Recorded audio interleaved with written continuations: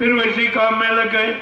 ऐसे तो तुम्हारा 70 वर्ष इसी में निकल गए और आपको कुछ नहीं मिला। संत मत की एक भी बात, एक भी वचन संतों के परमार्थी तुम्हारी समझ में नहीं आए, क्योंकि तुम समय नहीं देते हो। समय तो काल माया के सामान को इकट्ठा करने में दे रहे हो, उसी में लगे पड़े हो। मैंने तुमको सब तरफ का अधिकार दिया, शायद इसी अधिकार के लालच में तुम सत्संग सुनने लगो, सेवा करने लगो, भजन करने लगो, लेकिन वो भी तुम्हारे से कुछ नहीं। इतना विशाल कार्यक्रम हिंदुस्तान का, ये जिम्मेदार लोग आज दर्शन देने आए, ये हमको आज अपना दर्शन देने आए। पूछो तुम इतने लोग आए हुए हो, तुम्हारे घर में आए, तुम्हारी व्यवस्था में, तुमने इनके लिए क्या किया और क्या कर सकते? अरे नहीं कर सकते हो तो सम्मान के साथ अपना त्याग पत्र दे दो कि और किसी प्रेमी को मौका दे दीजिए, मालिक हमारे पास समय नहीं, तो तुम पे दोष नहीं लगेगा।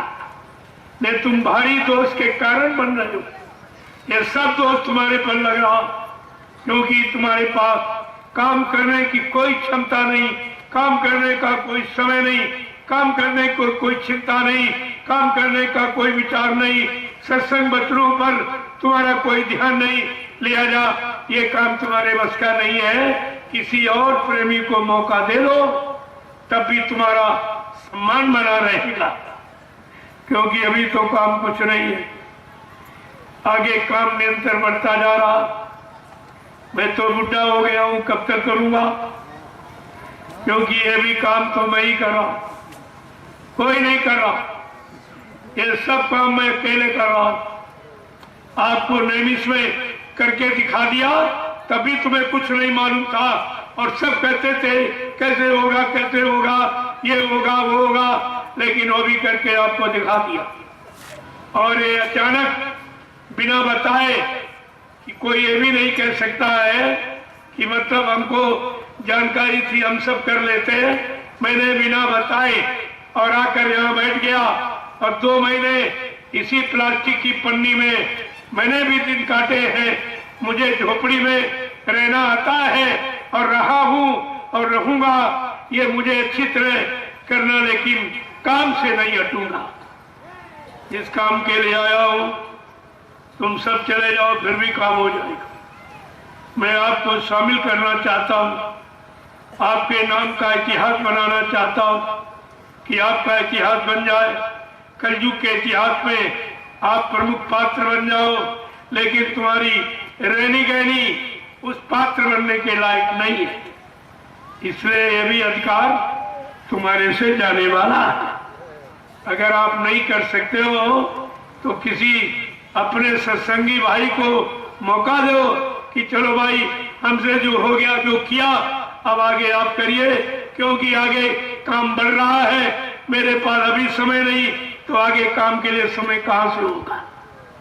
उस समय एक नियम रहेगा कि महीने में 10 दिन, 15 दिन आपको देने पड़ेंगे, और जो यहाँ पर रहेगा वो इसका काम करेगा, वो उसका अधिकारी होगा।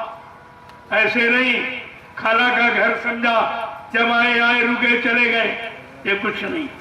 बड़ा नियम, बड़ा सिद्धांत, बड़ा कठिन कानून होगा कि महीने में आपको 15 दिन संगत की सेवा के लिए देने पड़ेंगे, और यहाँ आपको रहना पड़ेगा।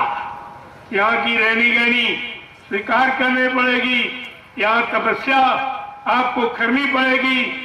अगर तपस्या तुम्हारे बस का नहीं है तो अभी आप उससे हट जाइए, इसमें आपका सम्मान है।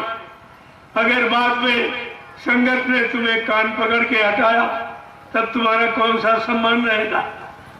मैंने कितनी बार कहा है, आगे अच्छे लोग आ रहे हैं, तुम्हें धक्का मार के हटा देंगे और कहेंगे तुमने इतने दिन अपने कार्यकाल में क्या किया।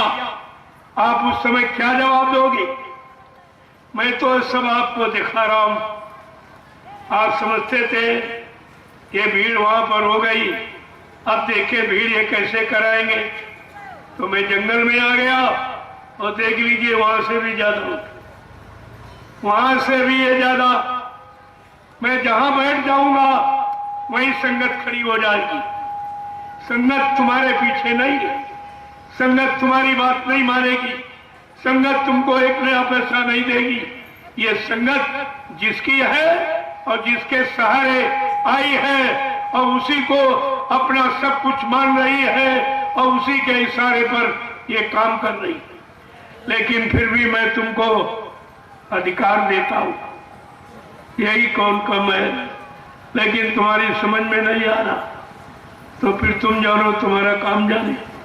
आगे हमसे मत कहना कि संगत के क्या व्यवहार करने। जय गुरुदेव।